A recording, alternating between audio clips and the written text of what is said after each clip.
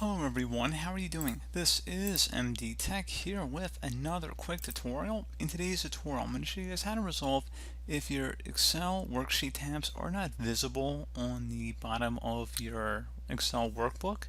So this should hopefully be a pretty straightforward tutorial, guys, and without further ado, let's go ahead and just jump straight into it.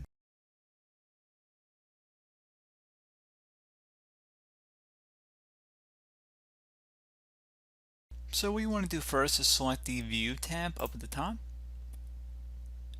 Select the View tab and then select where it says Arrange All. Just go ahead and left click on that.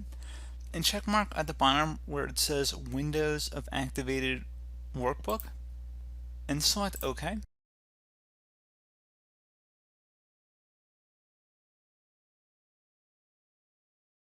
And hopefully at this point that should have been able to resolve your problem.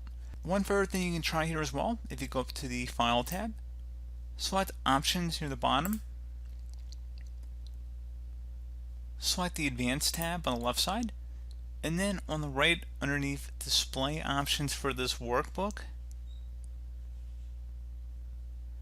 make sure it's checkmarked where it says Show Sheet Tabs right here. So make sure that's checkmarked and select OK. So again, hopefully that was a pretty straightforward tutorial for you guys. Thank you for watching, and I do look forward to catching you all in the next tutorial. Goodbye.